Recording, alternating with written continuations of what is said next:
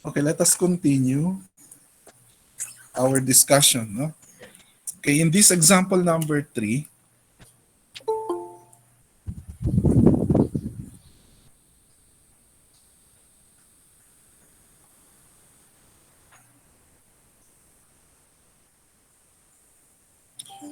during a test,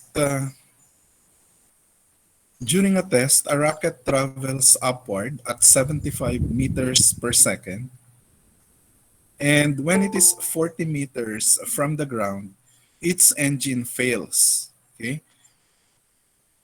so when the engine fails, definitely it has the tendency to fall. Okay,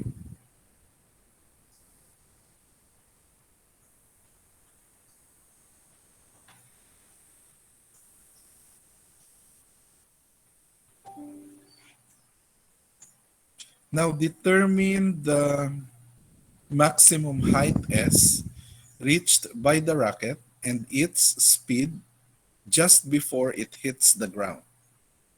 While in motion, the rocket is subjected to a constant downward acceleration of 9.81 meters per second squared due to gravity.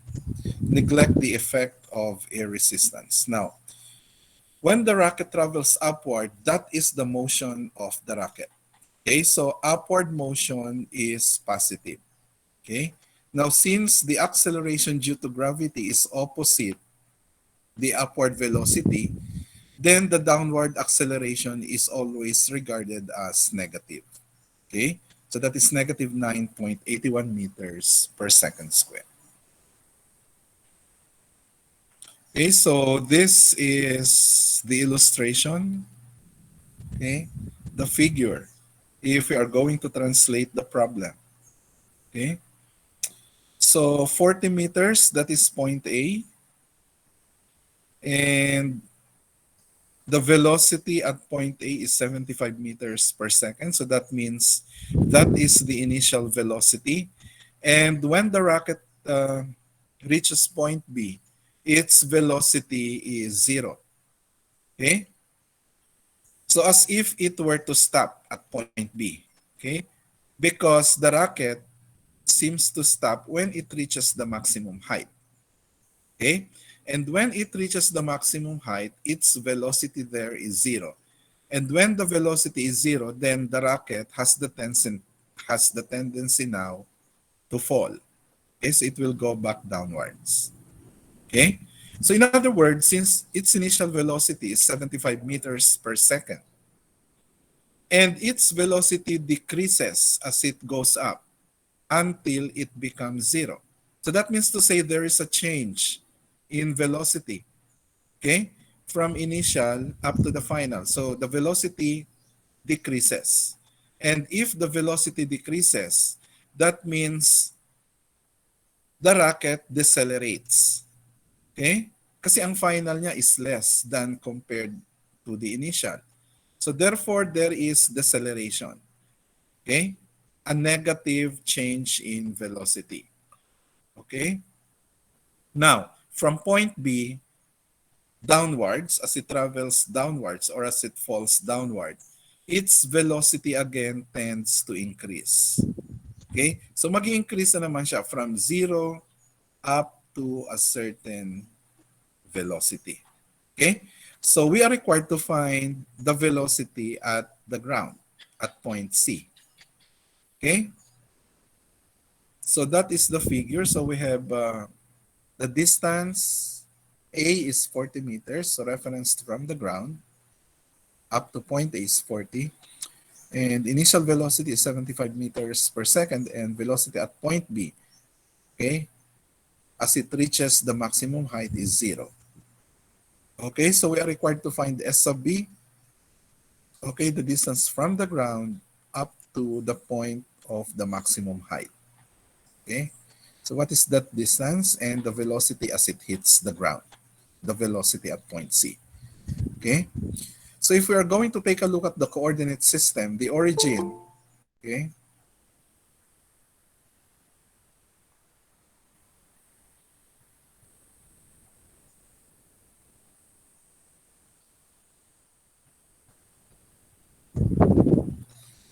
The origin at point O, okay, for the position coordinate S is taken at the ground level. Okay? So point O is on the ground with positive upward. Of course, kasi yung rocket is launched upward, no? So that is the positive direction. Now, since the rocket is traveling upward, then VA, the initial velocity, is positive. Okay? 75 meters per second. So that is positive sign when the time is zero. Now, at the time or at the maximum height S equal to S sub B, the distance from the ground up to point B. Okay?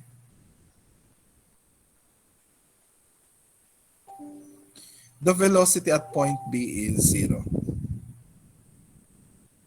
Okay, so as it reaches the maximum height, and that is point B, the velocity there is zero.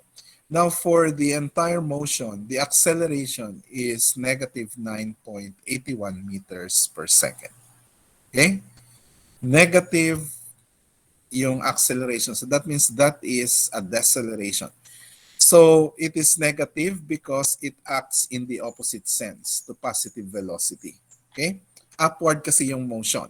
Now, since yung acceleration is due to gravity pulling downward, so the direction is negative. Okay, so we have to put a negative at the 9.81 meters per second gravitational acceleration. Now, since acceleration A sub C is constant, the rocket's position may be related to its velocity at the 2 points, A and B, on the path by using this equation.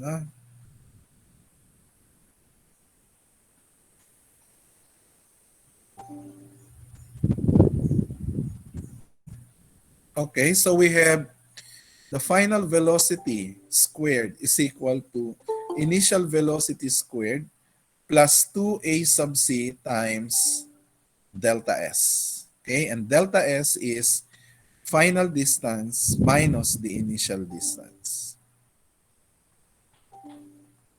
Okay, so substituting, we know that the velocity at point B is 0. And we have VA 75, so that is 75 square, plus 2 times the acceleration. The acceleration is given to be negative 9.81. And S sub B is the unknown. We do not know that. So that is S sub B minus S sub A. We know S sub A to be 40 meters.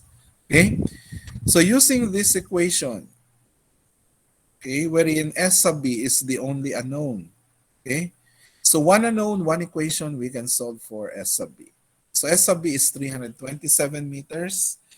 In our convention, let me know the exact answer up to 2 decimal place. Please try to compute.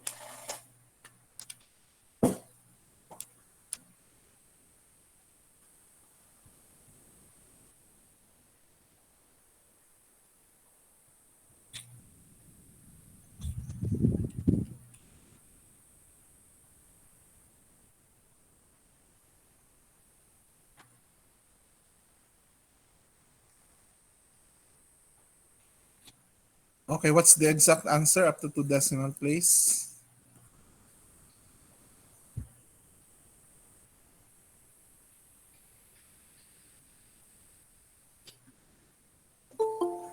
Oh, what's the answer?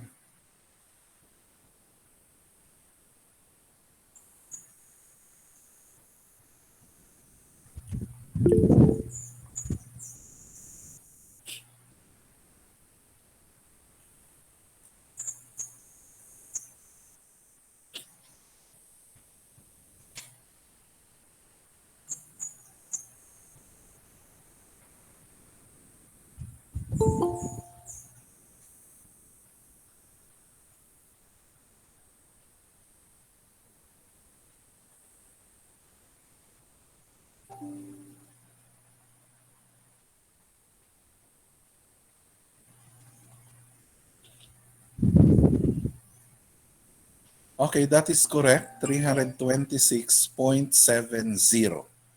You should place a zero after 7 because our agreement is must be rounded off to two decimal place. So 326.70. Okay? So you put a zero kasi two decimal place. Okay?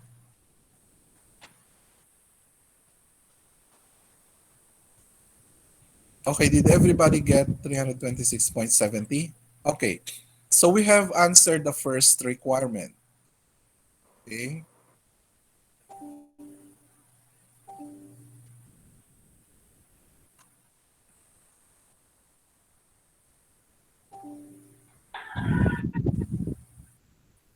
Determine the maximum height S, and that is the maximum height S, 326.7. The second requirement is determine its speed just before it hits the ground. Okay? So we are considering now the downward motion of the rocket. Okay? Because that is where the velocity as it hits the ground comes from. Okay? Now that velocity at point C is already related to the downward motion of the rocket. That is when the rocket already failed. Okay? So when the rocket failed, its tendency now is to fall. Okay? So this is now a freely falling body because the final velocity at point B, which is the velocity as it goes up. Kasi dalawa yung motion dito eh, no? The upward motion when the rocket is launched and when it reaches the maximum height, that is the upward motion. Now, the downward motion starts when the rocket failed. Okay? And when that failed, no, the rocket, the tendency now is for it to fall. So, this is another condition, the falling of the rocket. Okay? So, this is now considered a freely falling body, wherein now the final velocity at point B becomes now an initial velocity. Okay? Yung final velocity in the upward motion becomes now an initial velocity for the downward motion. Okay? So the velocity at point B is now the initial velocity, which is zero. Okay? And the final velocity of the downward motion is the velocity at point C, which is the requirement of the problem, the second requirement. Okay? So, the velocity, okay, as it hits the ground, and that is between points B and C, no? So you take a look, so that is between points B and C. So dito siya, along this, no? So we may use the formula, the same formula as the first one when we get S sub B, okay? That the final velocity squared is equal to the initial velocity squared plus 2 times the acceleration times delta S, the displacement. Okay? So, the final velocity is at point C, so that is Vc squared, is equal to 0 squared, that is the velocity at point B, which is now the initial velocity. Okay? Plus 2 times the negative 9.81 meters per second square. Now, the final uh, displacement is zero because at point C, it goes back to the ground from where it came from originally. Okay? So S sub C there is zero. Okay? Because point C is the ground, which is the reference point. Minus S sub B. Okay? So S sub B is the answer we got from the first requirement, which is 326.70. Okay? So in the book, it is rounded to the nearest whole number. So 0 minus 327. So as you can see, this is an equation wherein V sub C is the only unknown. Okay? And in algebra or in mathematics, one unknown, one equation, we can solve the problem. Okay? So solve for V sub C, calculate on your own, and give me the two decimal place exact answer. And use, instead of 327, make use of 326.70. Yun ang gamitin natin. Okay?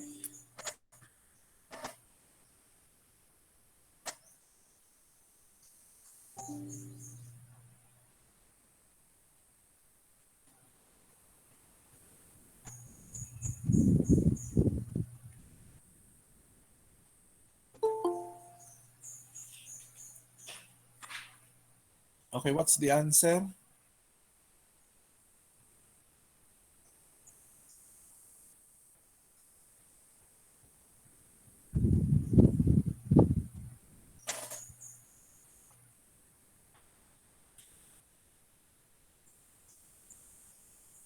What's the answer?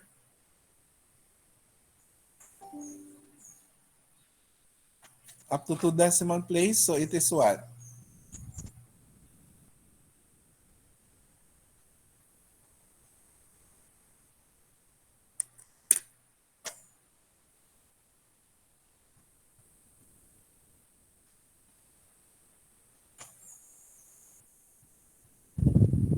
Give me the answer, please.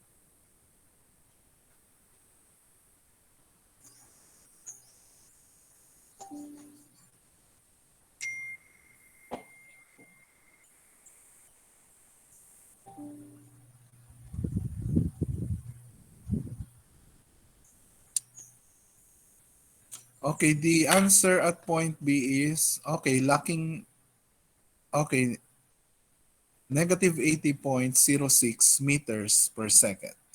Now, the negative sign indicates that the velocity is downward. Okay? Opposite the upward velocity. Kasi may upward tayo yung 75 meters per second. And that is regarded as positive. Okay? Now, since downward siya, yung direction, so the negative sign in the negative 80.06 meters per second only indicates the direction of the velocity, and that is the downward velocity. Okay?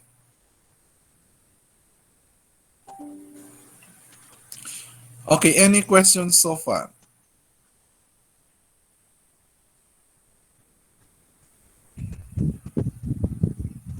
Okay, let's take another example.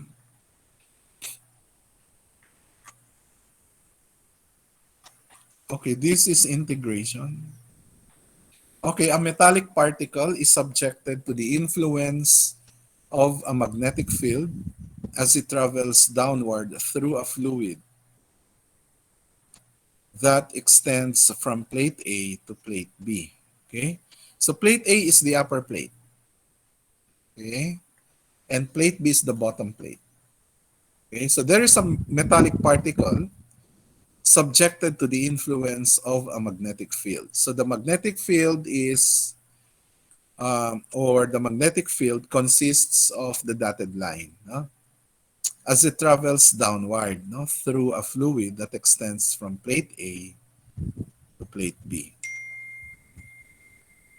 Now, if the particle is released from rest at the midpoint C, so try to look at the point C there. So that is at the middle, no? So that is where the particle is released from rest. So meaning to say, anything that is released from rest has an initial velocity of 0. Okay? Now, S is 100 millimeters, referenced from point A, from the upper plate. No? So that is from point A up to point C, vertically, the distance is 100 mm. Now the acceleration is 4s meters per second square. Okay? So take note that the acceleration is in terms of the distance, or acceleration here is a function of the distance. Okay? So the acceleration has an equation equal to 4s meters per second square, where s is in meters. Determine the velocity of the particle when it reaches plate B. Okay? So from point C, the particle travels until it reaches point B.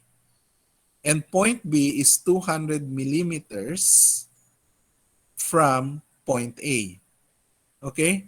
So that means to say the distance between the 2 points A and B is 200 millimeters. Because point C is a midpoint, so therefore, kalahati siya nasa 100 millimeter. So we are asked to determine the velocity of the particle as it reaches point B, and also determine the time it takes to travel from point C to point B. Okay? So dalawa yung hinihingi. Okay? The velocity as it reaches point B and the time it takes to travel from point C going to point B. Okay? So as you take a look at the figure, okay, so try to visualize the distances and the particle. Okay? So S is the distance from point A up to any point when the particle is already traveling. Okay? Because the particle is affected by the acceleration in the form of an equation as a function of the distance. So that is A is equal to 4s meters per second square. Okay? So we have the given. So A is equal to 4s meters per second square. S is 100 millimeters from rest. So that means to say it is emphasized there that the initial velocity is 0. Okay, visible.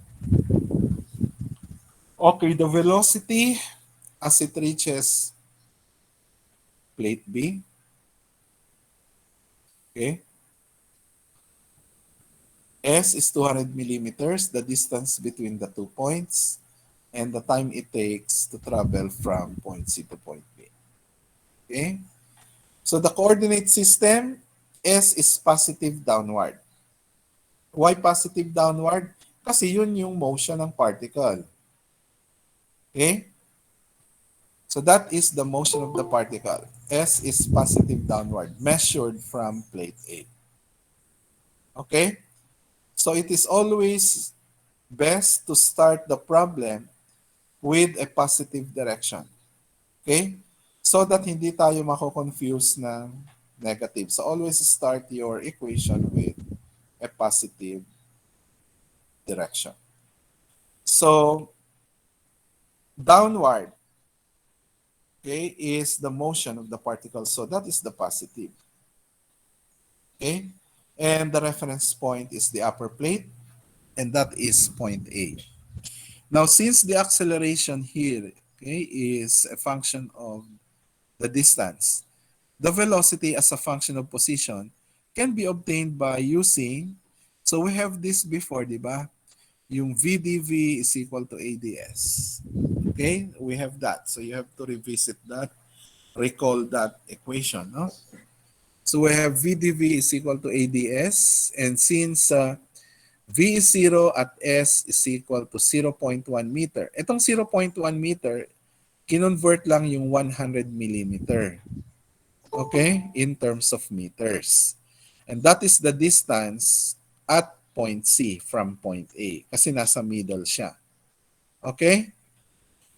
So,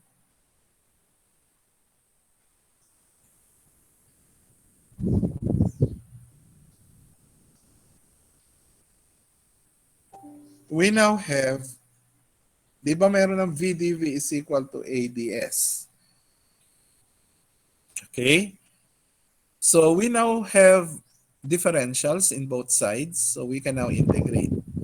So the definite integral of VdV from 0 to V. Okay, so meaning to say from the initial velocity from rest, And that is why it is equal to 0 up to the final velocity v. Okay, so those are the lower and upper limits is now equal to a. But what is our acceleration? Our acceleration is a function of position, s. So replacing a by 4s, so we now have, okay, the definite integral of 4s ds. Okay? So integral ng v dv is 1 half v squared. Taken from 0 to v is now equal to 4 over 2 times s squared. Taken from the minimum 0.1 meter, yun yung 100 millimeter, up to any distance or position s.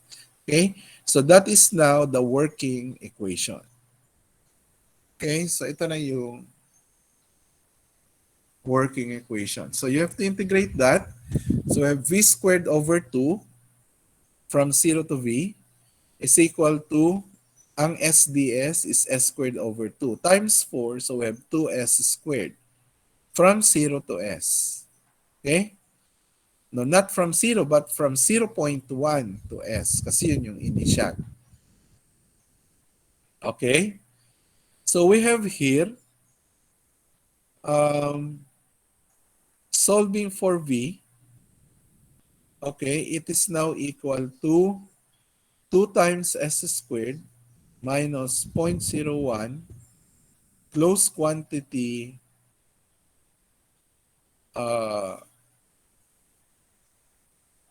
diniretso na to, no? Kasi naka-square. So that is, kung ililipat ko muna yung v squared dito, no? So 2 times s squared minus 0.01 meters per second, no? So since in-extract na niya yung square root, so v is equal to the square root of 200 millimeters. So that is 0.2 meter. So we have, at s is equal to 200 millimeter, or that is when it is equal to 0.2 meters. So yung equation nyo for v as a function of s can now be applied. Okay? So we have solving for s, or the velocity at point b, no? So we now have 0.346 meters per second square, or in terms of millimeters, you have to convert that, no? So we have 0.346 meters per second, or that is 346 millimeter per second downward. Okay? Now the positive root is chosen. Why?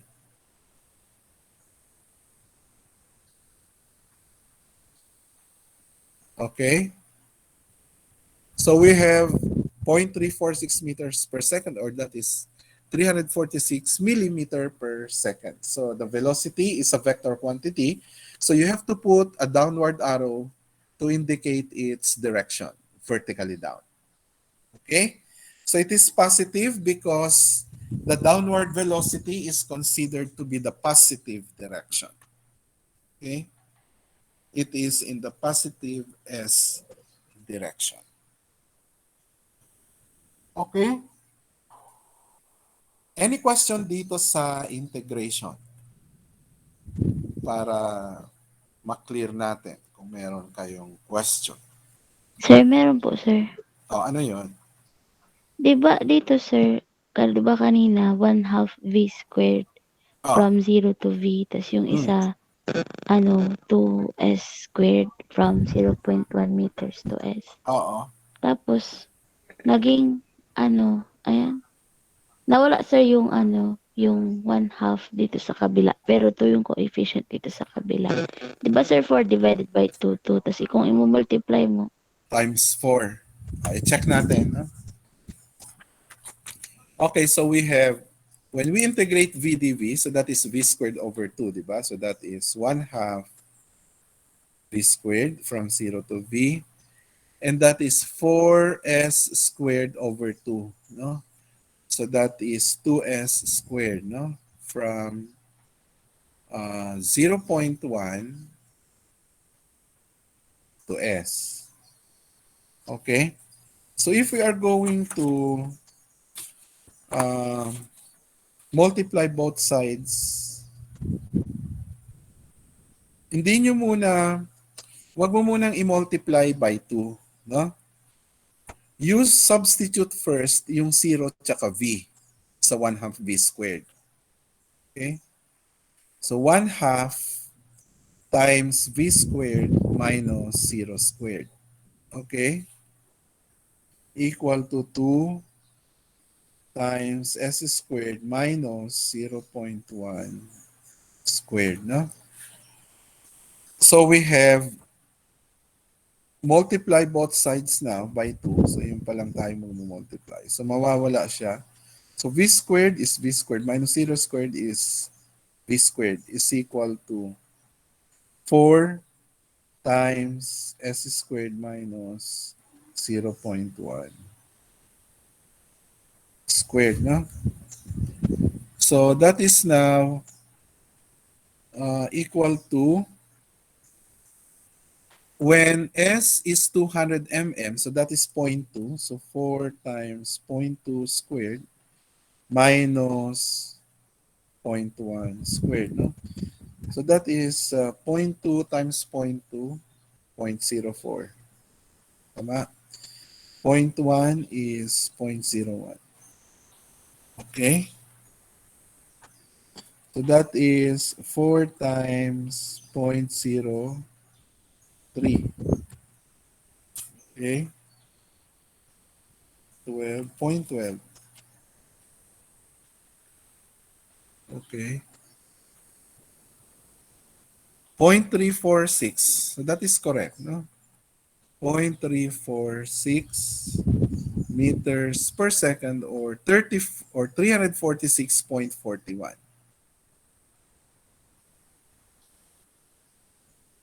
Okay? That is correct, no?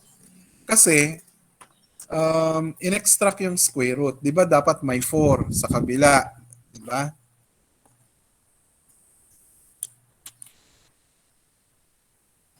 Kaya 2 na lang dito kasi in-extract na yung square root. Kasi 'di ba naka v square siya, 'di ba? Okay?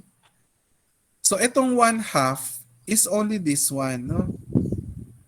So in-extract yung square root, okay? So dapat itong 1 half, dapat may bracket dito, no? And it must be, dapat 4 to, no? Ito, dapat 4. Itong v is equal to 2. Okay? Pagdating dito sa um,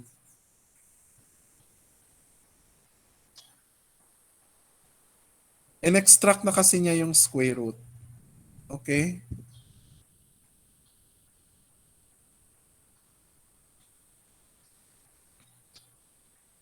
In-extract na yung square root sa square root of 4. Okay? So dapat dito is v, yes, kulang lang siya ng bracket, and yung 2 dapat maging 4. Okay?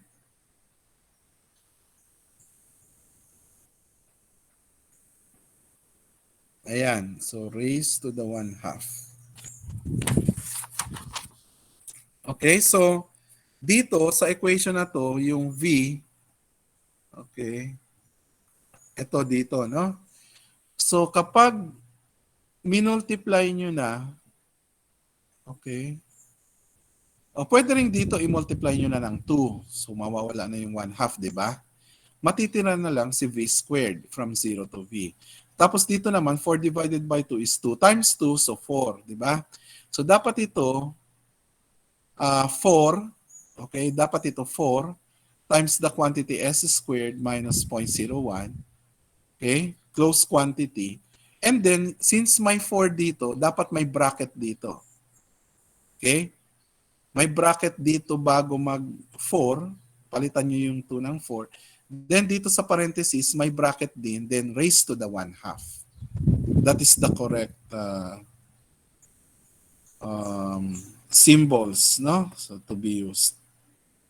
And then, in-extract kasi yung square root dito. Okay? Magulo ba? O, do I need to show? Kailangan ko bang ipakita kung paano nangyari? Ha? Okay, so isulat ko, no? 1/2 v squared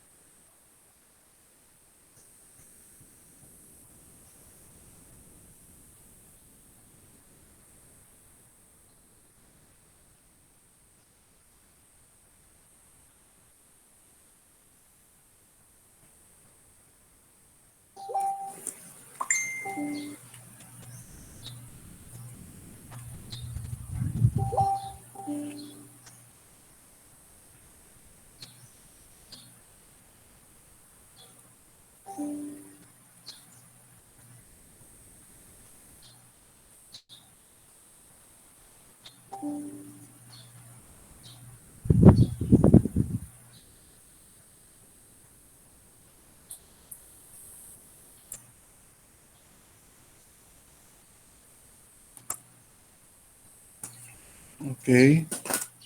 So let me show you.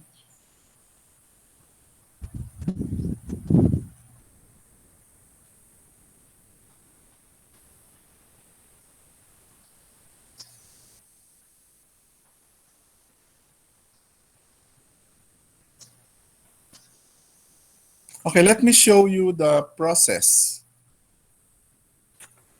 Okay, ito.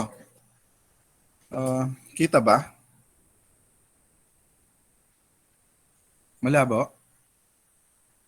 Nakita po, sir. Okay, so you try to study yung sinulat ko. Step-by-step procedure. Yan yung nangyari.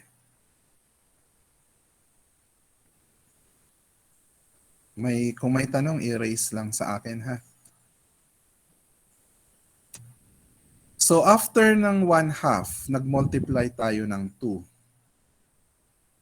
Bakit tayo nag-multiply? Para maalis yung 1/2 sa v square.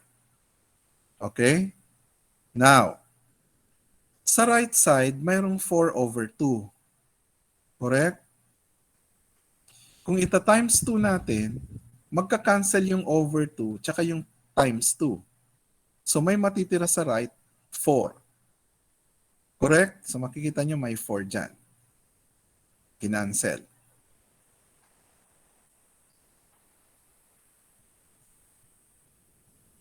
Okay? Now if we now integrate by substituting the lower and the upper limits of velocity, so v squared minus 0 squared. Correct? So since minus 0 squared is 0, v squared ang matitira sa left. Okay? Now, sa right naman, di ba natira si 4? 4 times s squared minus 0.1 squared. Correct?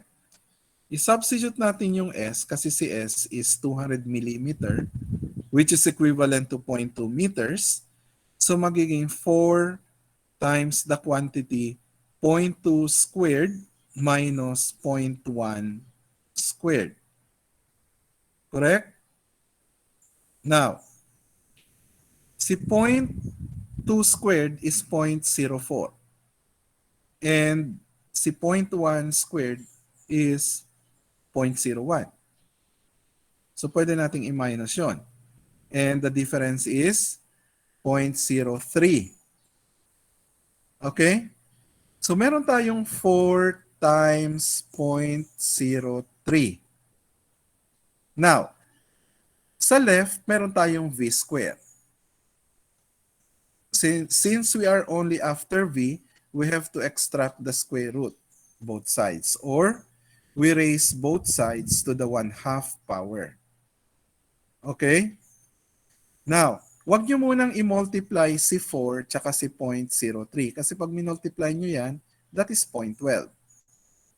So bakit hindi mo na i-multiply? Because 4 is a perfect square. Okay? Such that when we extract the square root, it is equal to 2. Diba? So 2 times the square root of 0.03. Okay? So ang i-erase na lang natin sa 1/2 is yung difference, which is 0.03.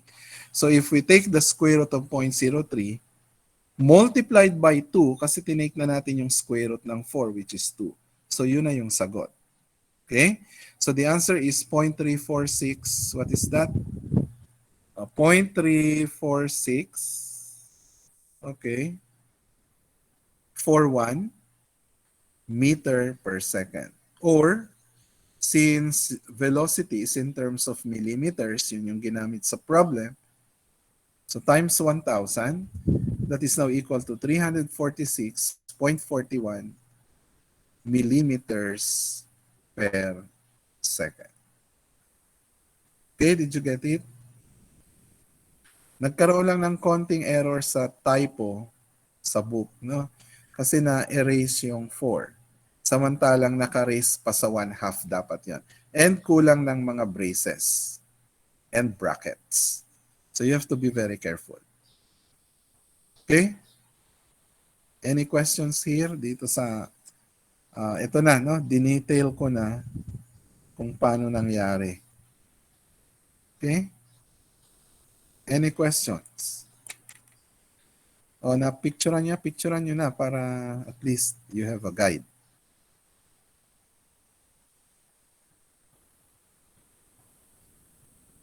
Okay?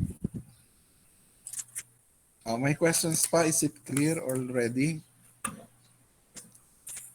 Ako po wala ng tanong. Okay na? Sino pang may question?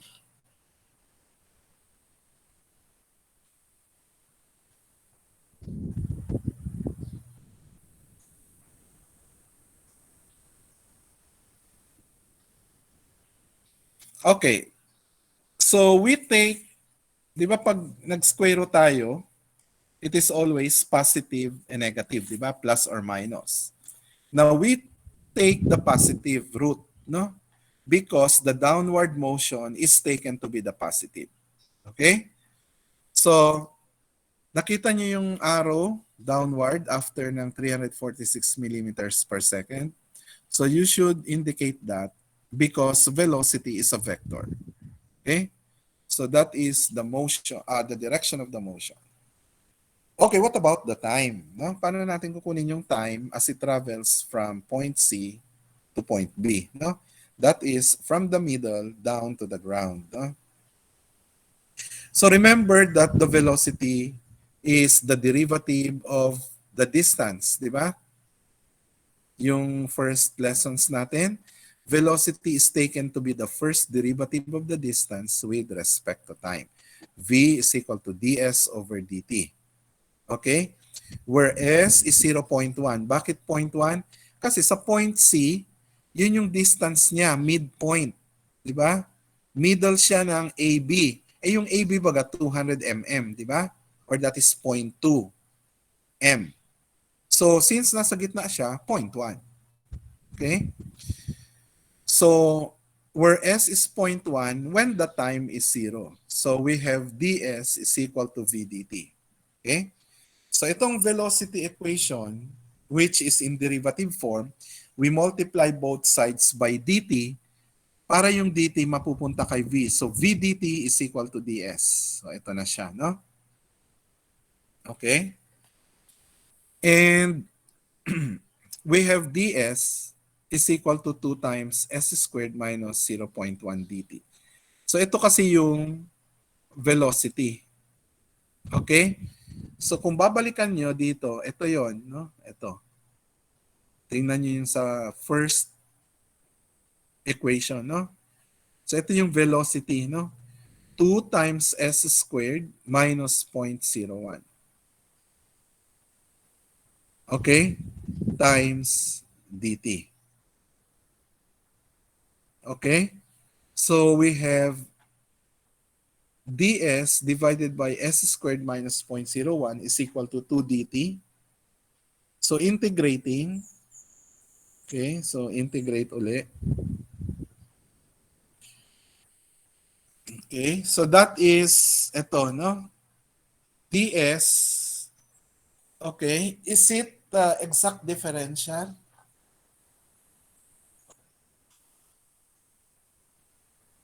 Okay, so that is natural log of the square root of s squared minus 0.01 plus s. Okay,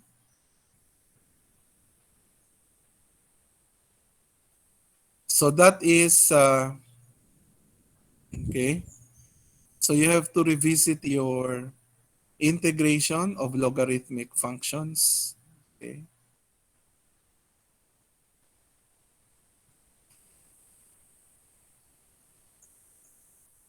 So that is now equal to, itong sa right is 2t. Okay. And that is ln s squared, ln of the square root of s squared minus 0.01 plus s minus ln of t squared. Okay. Equal to 2t. Okay. O naintindihan ba yan? Yung mga integration pa natin?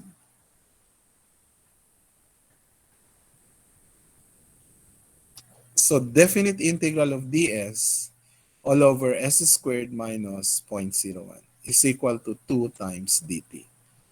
So that is 2t from 0 to t. Ito naman, ln of the square root, okay, of s squared minus 0.01 plus s. Okay? O bakit naging ganun yan?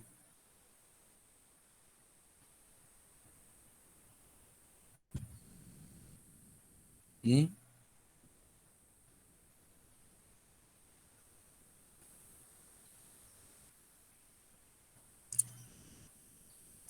So velocity is there. Okay?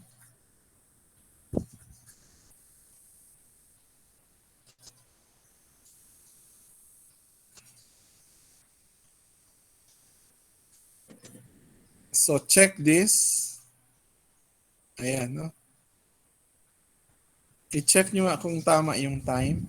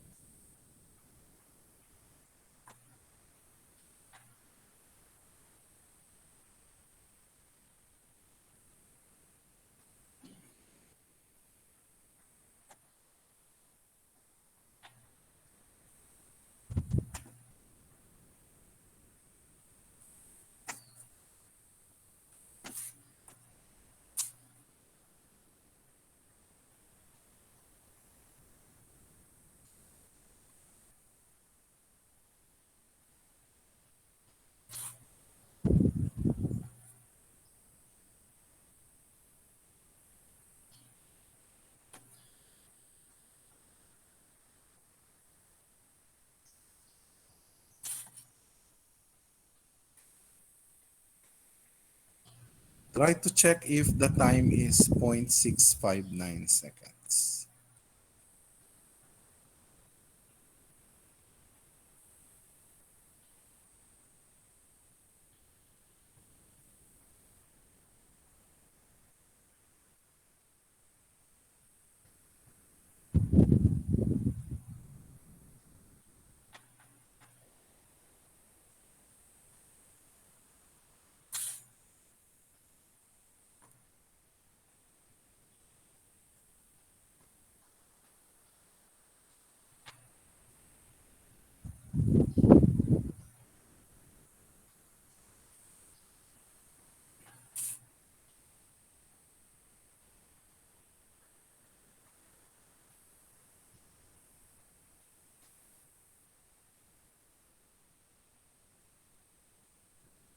Ln of point square root of zero point 0.2 squared minus 0.01.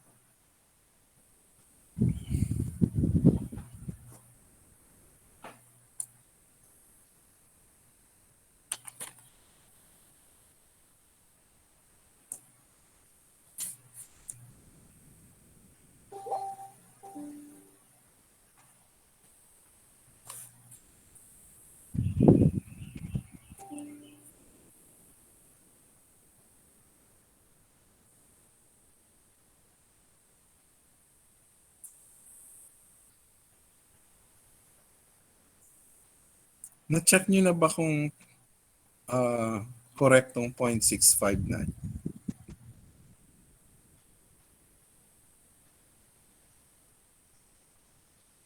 Natural logarithm yan.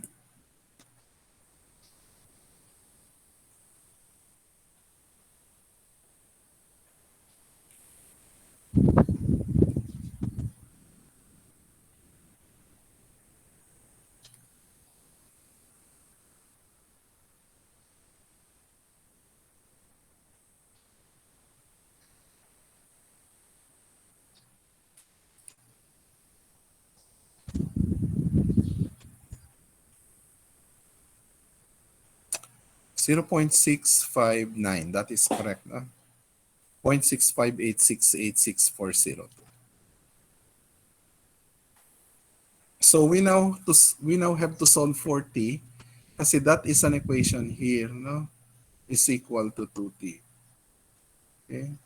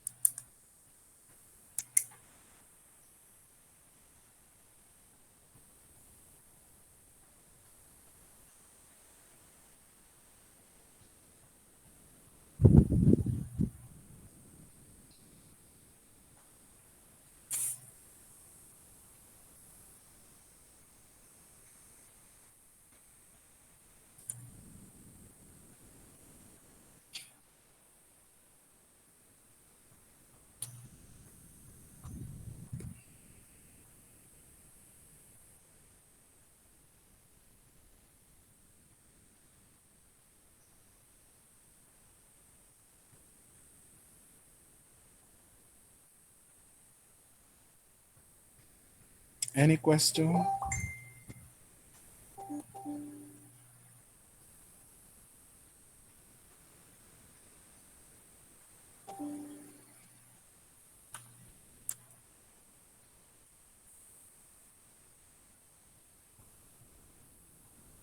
So sinubstitute dito yung when S is 0.2 meter or 200 mm. So sinubstitute dito, sinolve for T, no? Solving for T. And S is 0.2, so direct substitution. Okay? So we have this natural log of, ito muna sa loob ng parenthesis, okay?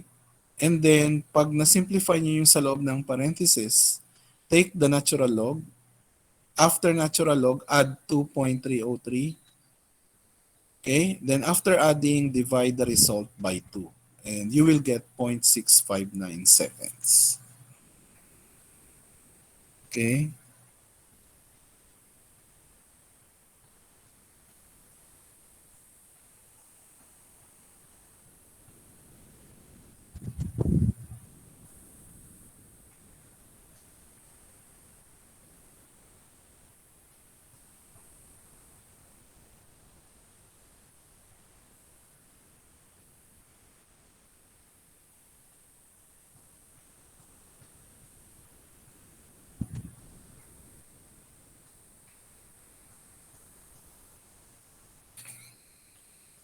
Okay, any questions kung bakit naging ganito?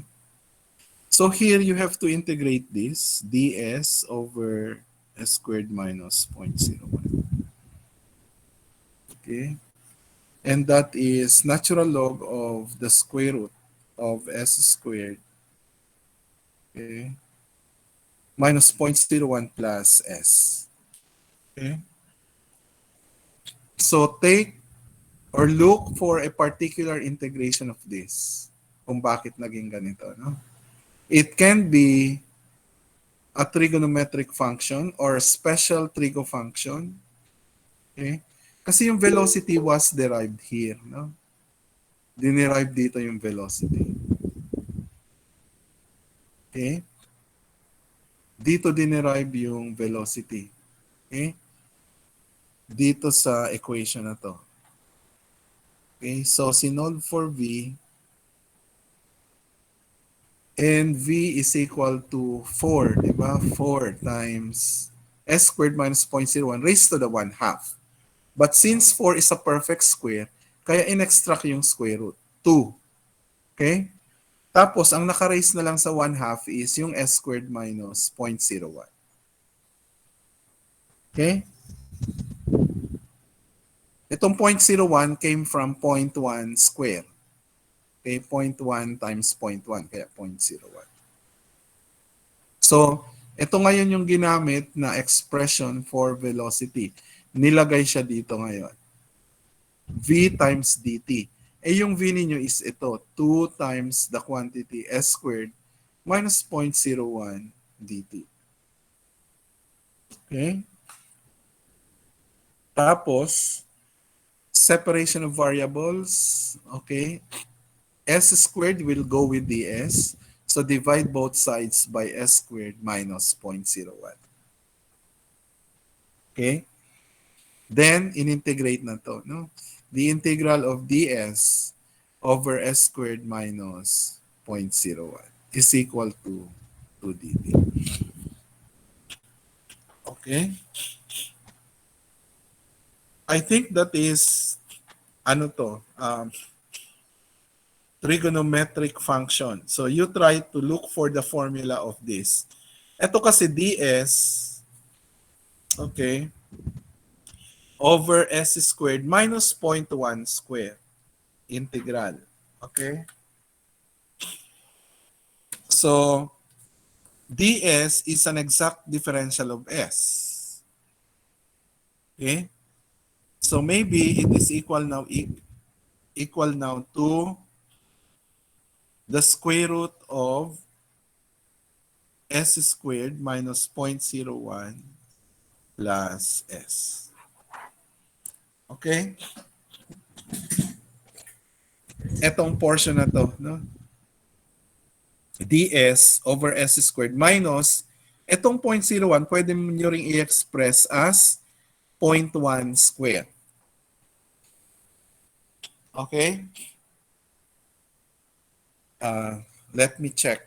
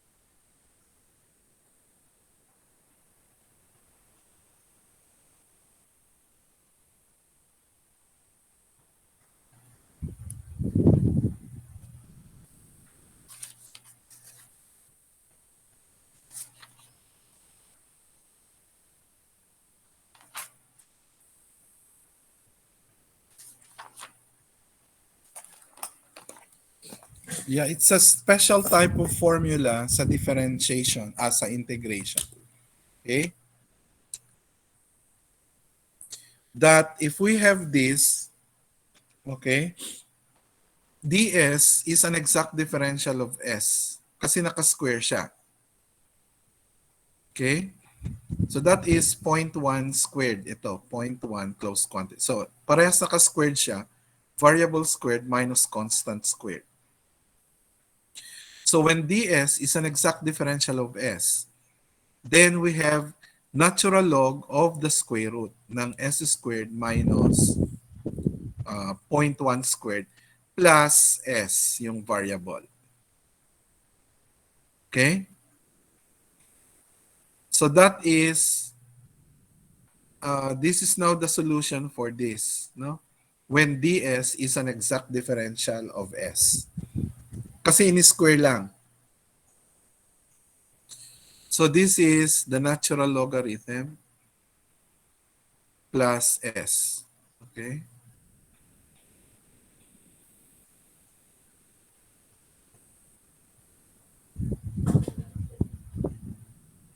So we now have, sinubstitute na siya. So this is a special formula. Okay? Sa ds and exact differential.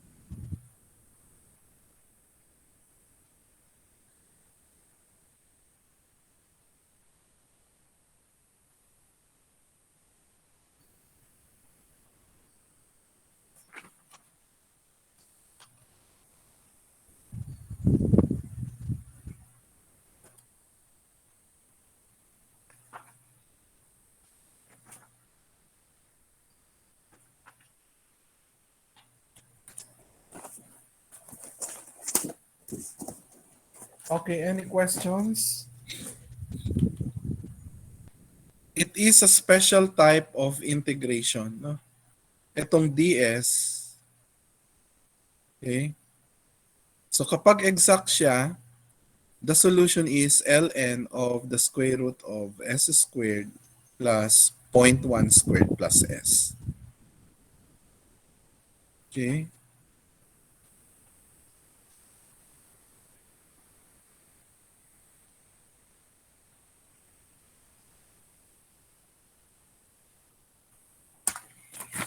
So it's like this, no? Kita ko lang.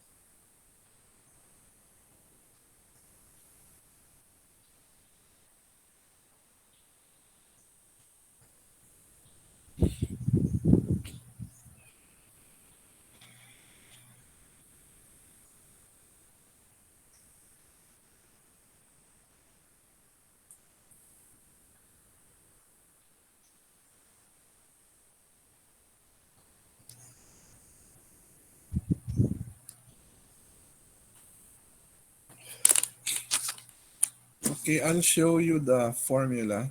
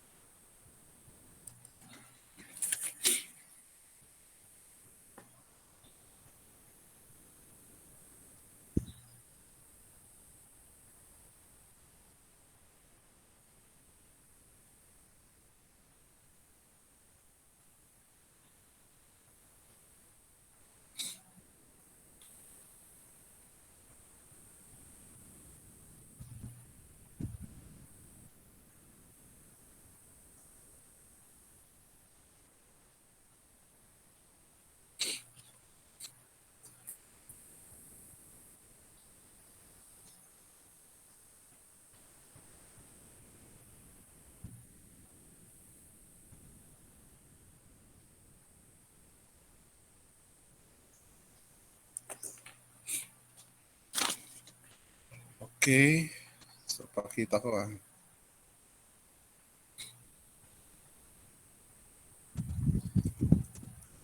Okay, try to look at this. Ito. So that is what happened. Okay.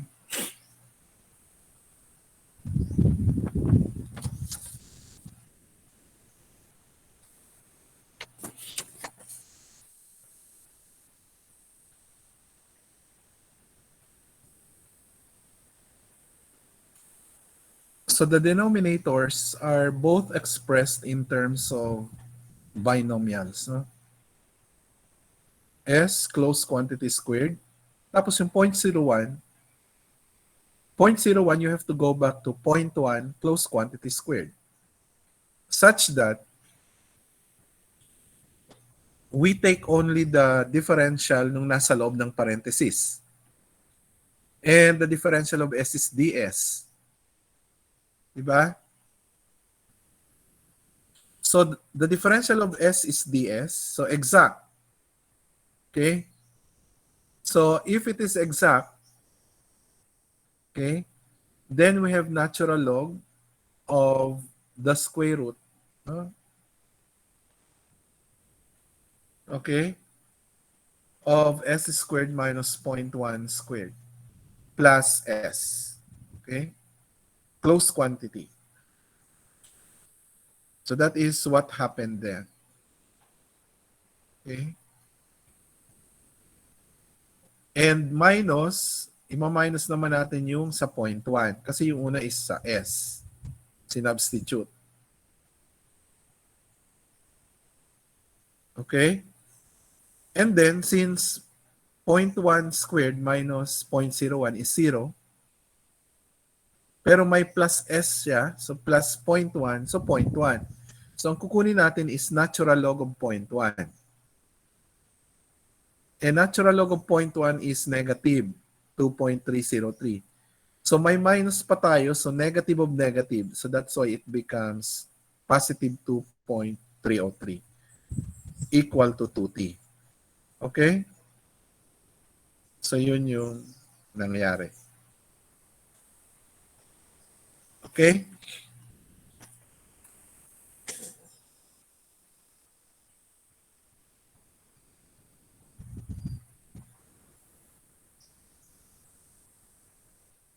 So sinubstitute yung S, which is 200 millimeters. But in terms of meters, so we have to substitute 0.2 there. No? So plus 0.2 and then plus 2.303 all over 2. So we get 0.659 seconds. Okay? Okay, let's take example number 5. A particle moves along a horizontal path. Okay, with a velocity of, okay, yung velocity naman is expressed as a function of time. Okay, so yung velocity of the moving particle is 3t squared minus 6t meter per second, where t is the time in seconds. Now, if it is initially located at the origin, so dito siya, no? So this is point O. Determine the distance traveled in 3.5 seconds and the particle's average velocity and average speed during the time interval. Okay, so this is at point O when time is 0. No? When time is 0. And then, nandito siya. Okay. So, pumunta dito. Paano ba yung direction nito? Okay, so from point O, pumunta muna sa left, then pumunta na doon. Okay?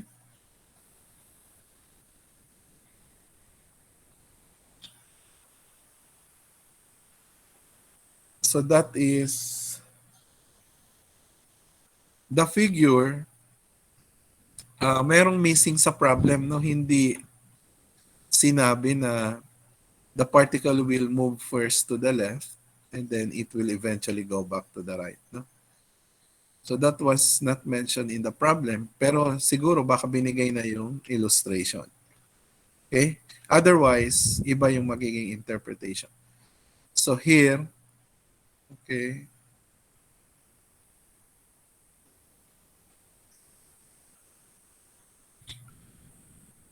so this is the velocity against the time graph. Okay, 0.00. So this is 2 seconds. Okay.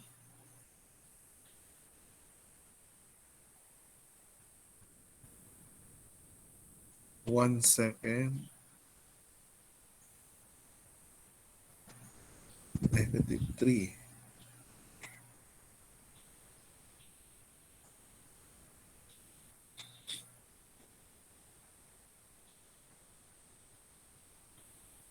Okay, so the given is velocity 3t squared minus 60. The distance traveled, that is the requirement, in 3.5 seconds, and the particle's average velocity and speed during the time interval. Okay, positive motion is to the right, measured from the origin. Okay, papunta doon. Okay. So velocity as a function of time, so we have v is equal to ds over dt. When time is 0, s is 0. Okay? So ds is equal, v is equal to ds over dt. So ds is v dt, no? Multiplying both sides by dt. But we have an expression for velocity that is 3t squared minus 60 dt. Okay? So integrating both sides, we have integral ni ds is s, di ba? From 0 to s. So s minus 0 is s. Ito, you have to integrate individually, no? So ito munang 3t squared dt, so that is 3t cubed over 3, so that is t cubed. So this is correct. Ito naman, minus 60 dt, anong integral niya? 6t squared over 2. So 6 over 2 is 3, so that is negative 3t squared. Okay, this is correct. Okay? So this is now the equation for the distance. Okay? So to determine the distance traveled in 3.5 seconds, so we need to investigate the path of motion. No? Okay, we consider the graph dito sa B. No? Then it reveals that for the time greater than 0 but less than 2 seconds, the velocity is negative. Okay, so investigate natin to. Okay.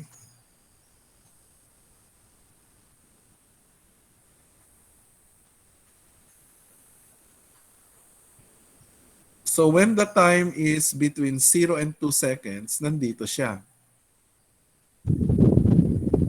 Okay.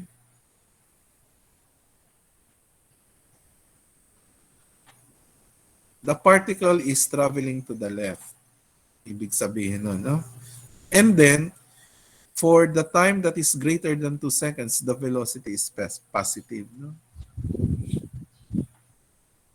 Ito, no? For the time that is greater than 2 seconds. Okay.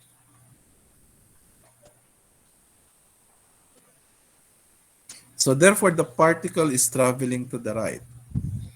Now note that velocity is 0 at t is equal to 2 seconds. When the time is 2 seconds, the velocity is 0. No? Okay, ito kasi yung v is the y. Yung velocity, that is the y-axis. X-axis is the time. Okay?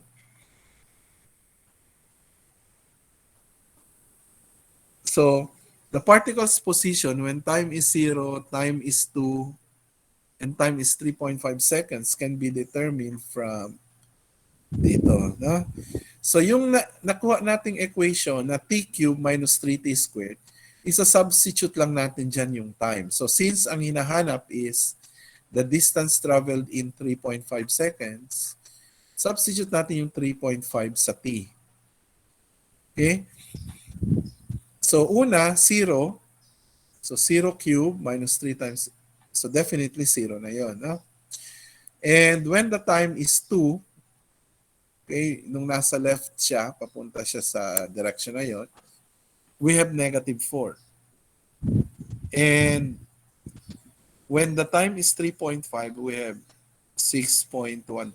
So the path is shown in figure 6a, and the distance traveled is, okay, 4 plus 4 plus 6.125. So all in all, that is 14.125 meters. Okay? So dito, kahit negative yung distance sa negative 4, kinonsider siya because that is still distance travel. Okay? Yung negative dito sa point 4 is nagde-denote lang siya na in the opposite direction. So pagdating dito sa total distance, i-add mo pa rin siya yung absolute value niya. We do not have actually a negative distance, no? Yung negative sa distance only indicates opposite in direction.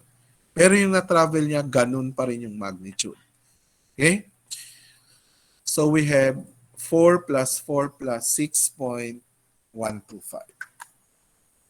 Okay? So that is 14.125 meters.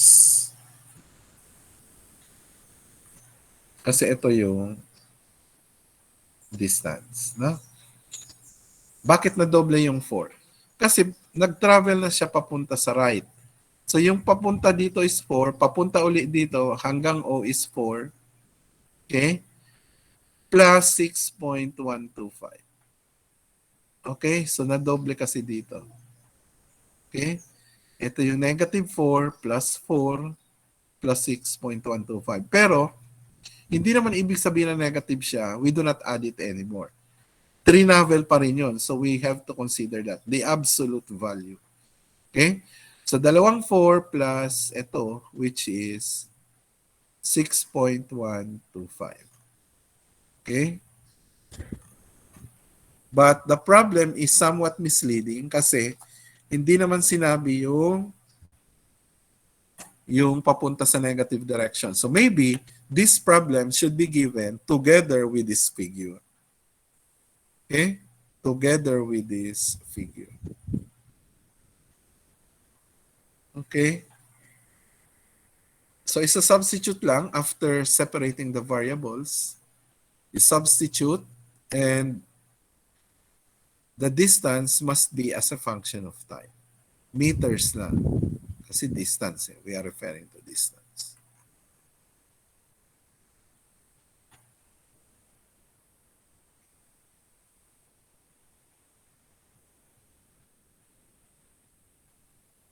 Okay, any questions? Oh, the average velocity.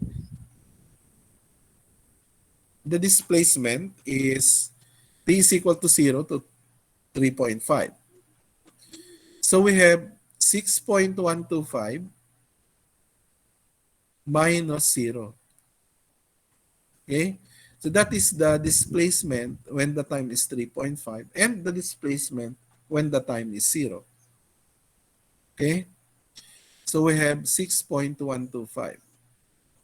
And therefore, the velocity now, okay, is equal to, the average velocity is equal to delta S over delta T, so 6.125 divided by 3.5. That is 1.75 meters per second. Yung average speed naman, that is the total distance traveled. No?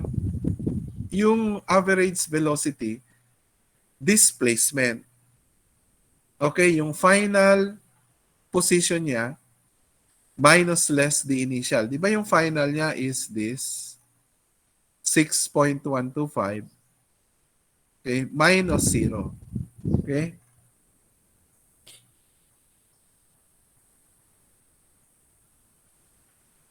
Ayan. So that is still 6.125. Okay? Kasi from point O, di ba umalis siya sa point O, pumunta sa left, tapos bumalik sa point O. So parang walang na-cover na ano doon, displacement.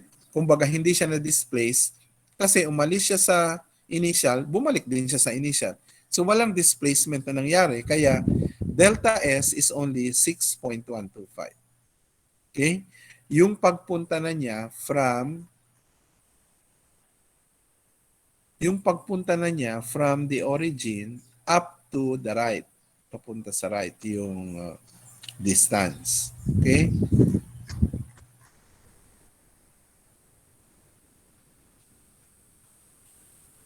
So you have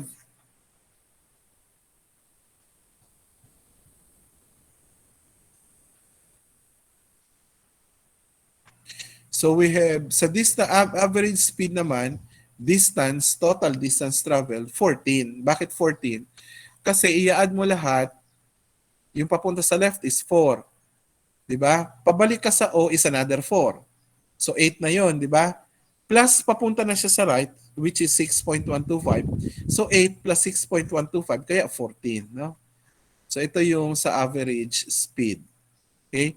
14.125 divided by delta t, so 3.5 seconds minus 0 is equal to 4.04 meters per second.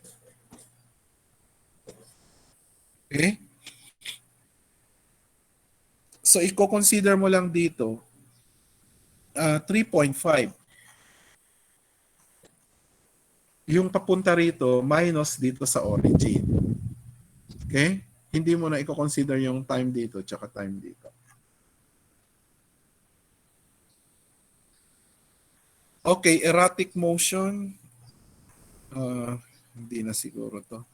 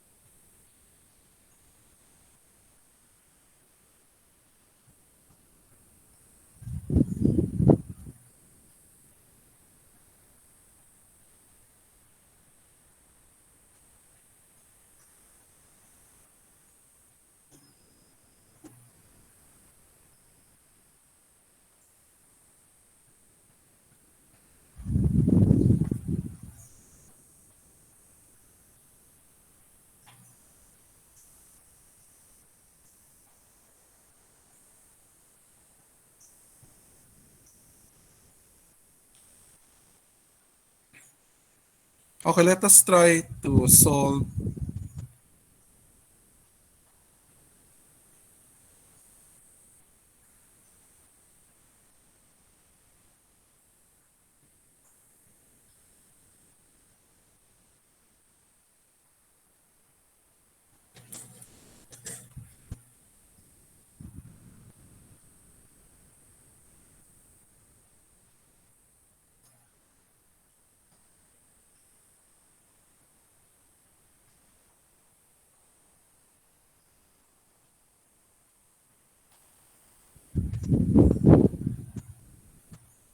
this one.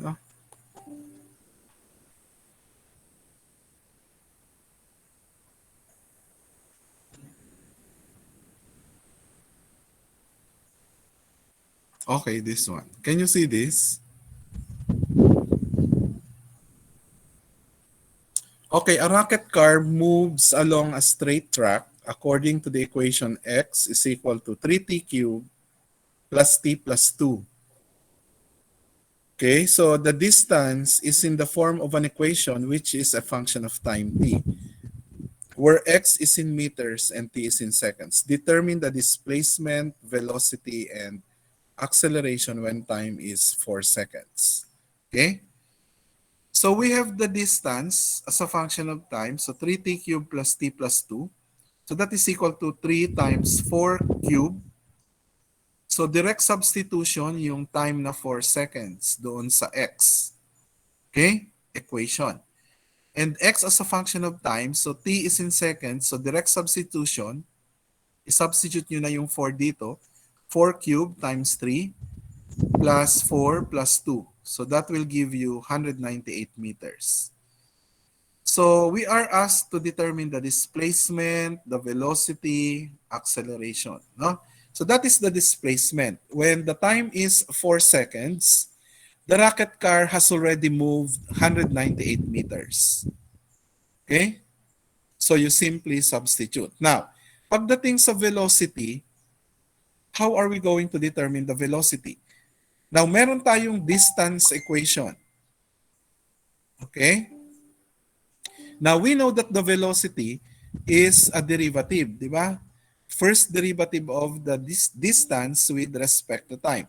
So all we need to do is simply differentiate. Okay? So get the derivative of x with respect to t. So dx over dt, that is, or that corresponds to velocity. Okay? So that is the velocity equation, the derivative of x with respect to time. So kunin nyo lang yung derivative. So that is 90 squared plus 1. Substitute 4 seconds. So that is 4 squared times 9 plus 1. So 16 times 9, 144. Okay? Plus 1, so that is 145 meters per second. Okay? Now, what about the acceleration when the time is 4 seconds? Now, we know that the acceleration is the derivative of the velocity with respect to time. So, meron na tayong velocity equation as a function of time, which is 90 squared plus 1. So, all we need to do is simply differentiate v with respect to time. So, i-differentiate nyo yung 90 squared plus 1, that will give you 18t. So, 18 times 4, that will give you 72 meters per second square, and that is the acceleration. Okay? Any questions here?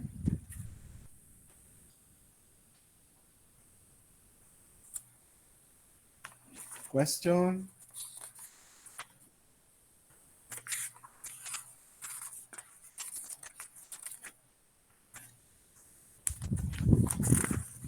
So, given ang equation for the distance as a function of time, you can easily substitute the given. Okay?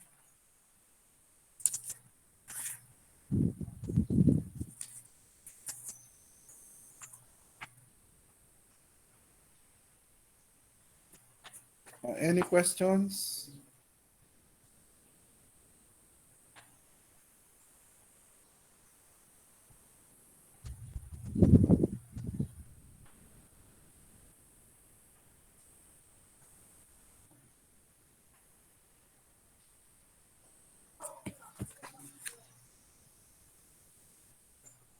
Okay, let's take 2.2.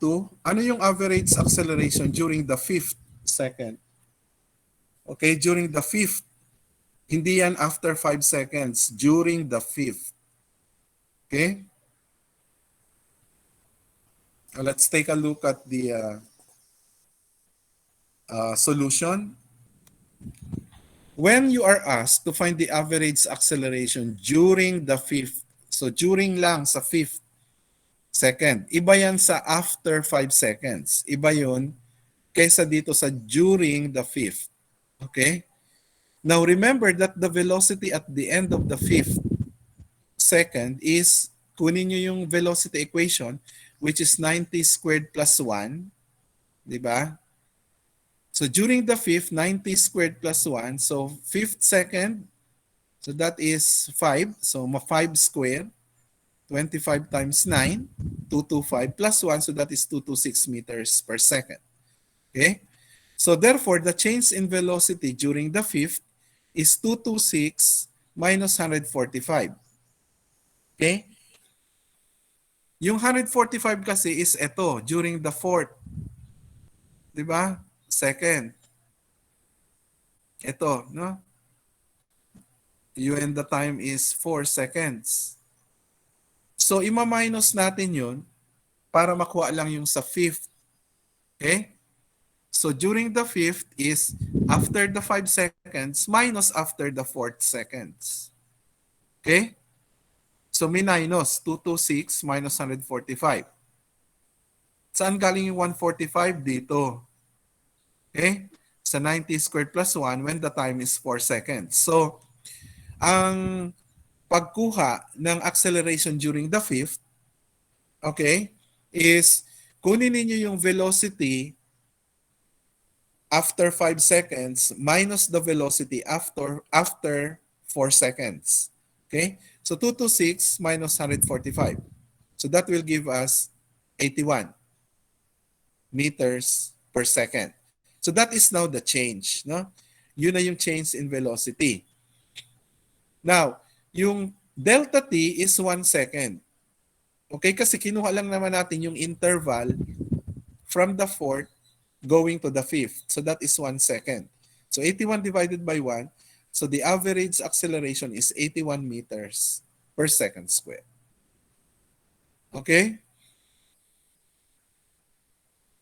So that is the average. Ang problem is, what is the average acceleration during the fifth second? Okay? Ito, average acceleration, okay, in the interval of 1. Now, on the acceleration after 5 seconds, so 18 times 5, so 90 meters per second square. Okay? Kasi 90 squared yun eh. Okay? 18t, no? So that is 18t yung acceleration. Ito siya. Okay? So when the time is 5 seconds, the acceleration is 90 meters per second square. So yung average acceleration during the fifth is 90 plus 72 divided by 2. Okay? And that is equal to 81 meters per second square. Okay? So there are two ways of determining the average velocity. Okay? Whether you consider the change in velocity after the 5 and the 4 seconds, so you get the difference, 81 meters per second divided by 1 second, the time interval. Now, or pwede ring i-average ninyo, okay? So, in terms of acceleration naman to, 90 meter per second square, kinuha nyo muna yung acceleration after 5 seconds, so 18 times 5, okay? Plus, i-add nyo yung acceleration sa 4 seconds, no? Divided by 2. Okay? Average kasi, no? So, in-add nyo yung sa 4 and sa 5.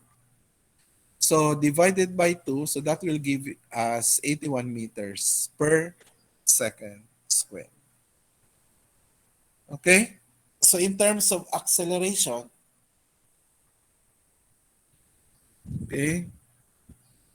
So during the fifth kasi is yung difference ng 5 seconds tsaka 4 seconds is 1 second. Ito, no?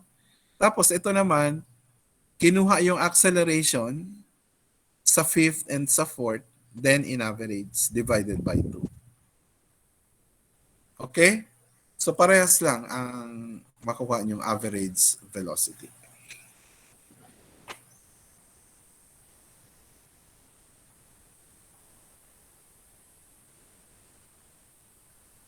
Okay, any questions here?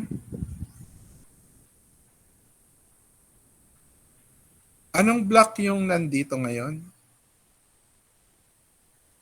How many blocks are here? Yung present ngayon. Block A and B only.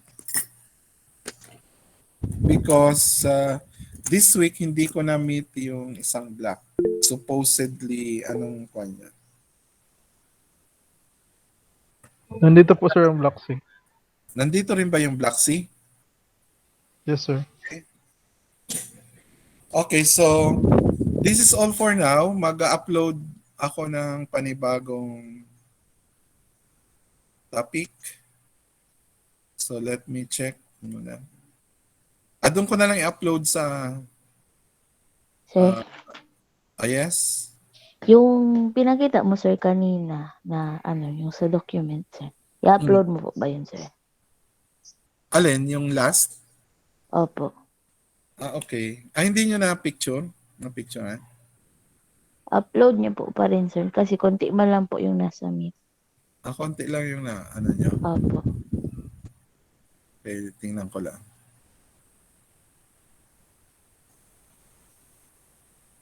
Yes, yan po sir.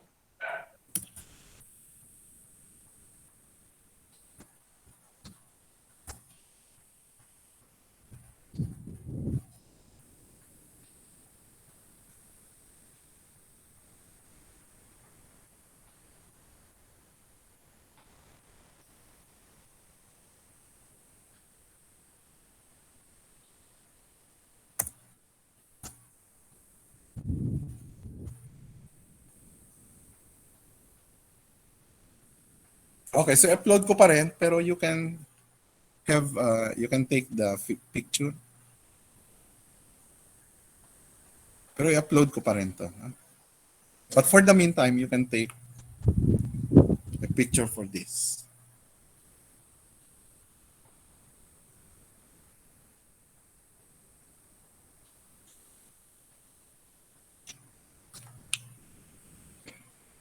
Okay, I'm sorry for not meeting you for several meetings kasi very busy kami.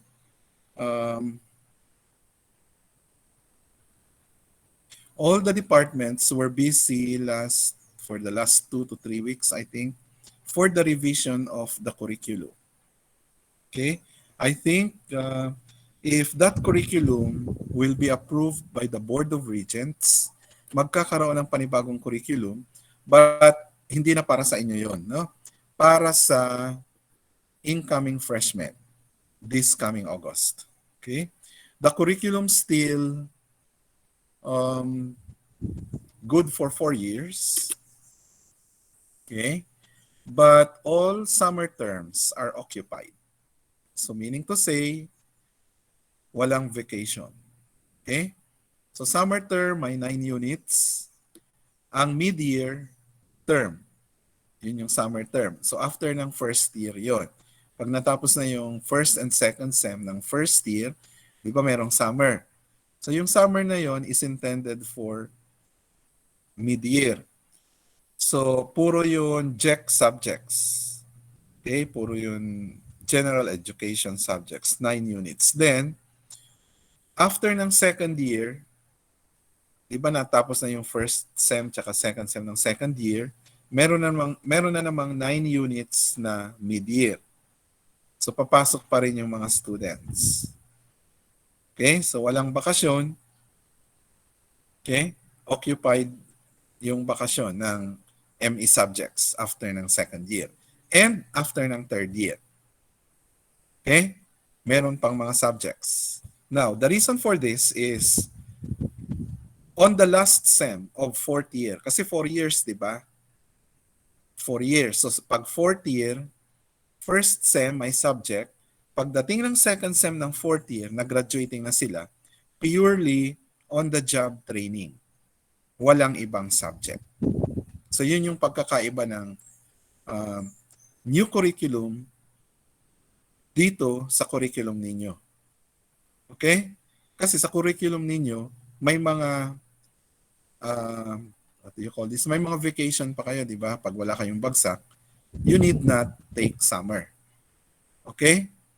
So makakabakasyon pa kayo, yun ang maganda sa curriculum ninyo. Pero dito sa bagong curriculum, wala nang bakasyon, no? Lahat occupied. Pero ang kagandahan naman ng bagong curriculum is, pag graduating na sila ng second sem, pagkatapos ng first sem nila, tapos na sila lahat ng academics. And pagdating ng second sem, sa industry na sila, on the job training, doon na sila sa field. Okay? Industry immersion, walang ibang subject. So yun yung kagandahan. Kumbaga, buwelo sa last sem, buwelo yung mga students in the industry kung saan sila mag-OJT. Okay? Pero sa kayo, hindi na kayo sakop ng bagong curriculum. Kung ano yung curriculum na ini-implement natin ngayon para sa inyo, yun yung tatapusin nyo. Okay? And the new curriculum will only apply to the incoming freshmen, yung mga papasok ng August this year. Okay? Pero kayo, ang OJT ninyo is after ng third year. After ng third year, after matapos nyo yung second sem ng third year, doon pa lang kayo mag-OJT. Pero, yung makaka-OJT lang is yung walang deficiency. Okay? Walang incomplete and walang mga back subjects. Walang failed. Yun lang ang makaka-OJT. So see to it that bago magbakasyon ng third year, okay, after ng third year ninyo, see to it na lahat okay yung subjects nyo. Otherwise, you will not be allowed to take the OJT. Understood? So, ganun yun. Mahigpit tayo ngayon ang registrar. No? And our curriculum requires that before you can take the OJT, you should have finished all the subjects starting from first year up to third year. Okay? Any questions?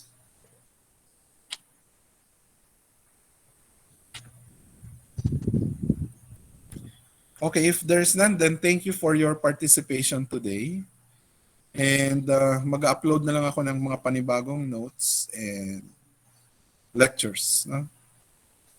So, you go back to integration at saka differential and integral calculus kasi karamihan dito is application ng calculus. Okay? So, gaya nun, yung pinakita ko, di ba? Given yung distance as